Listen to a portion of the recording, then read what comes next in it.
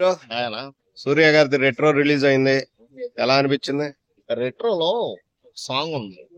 ఆ సాంగ్ లో మన పూజ హెగ్డే డాన్స్ వైరల్ అయింది సోషల్ మీడియాలో. అది చూసినప్పుడల్లా అనుకున్నా రెట్రోలో ఈ సాంగ్ కోసం వెయిట్ చేసే ఫ్యాన్స్ అయితే ఎక్కువ మంది ఉన్నారు అని.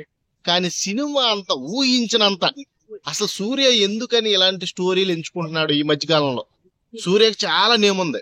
హిట్ 3కి సూర్యకి రెట్రోకి కాంపిటీషన్. ఒక పాయింట్ చెప్తున్నాను భయ్య, తమిళనాడు 400 థియేటర్స్ బుకింగ్ లో రెట్రో ఉంటే 90 థియేటర్స్ ఫుల్ అయినాయి. అదే 70 థియేటర్స్ సంథింగ్ 80 థియేటర్స్ హిట్ 3కి ఇచ్చారంట. 80కి 70 దాకా ఫిల్ అయిపోయింది. అంటే చూడండి ఇక్కడ వేరియేషన్. అంటే హైప్ క్రియేట్ చేశాడు నాని, నేను కాదనట్లా. హైప్ క్రియేషన్ చేసిన దానికి న్యాయం కూడా జరిగింది. అలాగా సూర్య అంటే పెద్ద హీరో.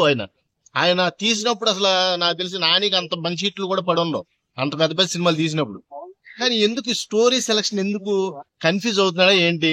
దీని మీద మొన్న వచ్చిన సినిమా ఏంటది నా సూర్య గారిది, అదేదో సినిమా బాగుంటది, అది కంగువ బెటర్ దాన్ని అనిపించింది నిజంగా. నేను ఓపెన్ గా చెప్తున్నా, రెట్రో మీద కంగువ చాలా బెటర్ అనిపించింది. ఎందుకంటే అక్కడ కనీసం బ్యాక్గ్రౌండ్ మ్యూజిక్ అన్నా బాగుంటది. ఇక్కడ ఎందుకు వస్తుందో ఎందుకు పోతుందో తెలియకుండా ఉన్నాయి కొన్ని సీన్లు.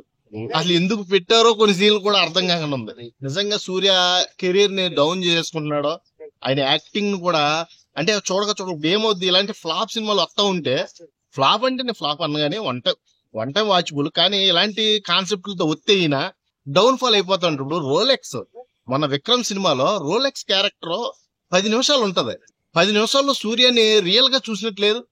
అసలు ఆయన పౌరుషం, ఆయన టీవీ, ఆయన యాక్టింగ్ చూసి పిచ్చికి పేరు జనం. అలాంటి కదా మనం ఎక్స్పెక్ట్ చేసేది సూర్య నుంచి. అలాంటిది కదా రోల్ మనం ఎక్స్పెక్ట్ చేసేది. ఇలాగా ఇది కొద్ది మాస్ క్యారెక్టర్ గానీ సెట్ అవ్వలేదు భయ్య, నిజంగా చెప్తున్నా. ఆనెస్ట్లీ సెట్ అవ్వలేదు. రెట్రోలో ఫెయిల్ అయ్యాడు సూర్య గారు.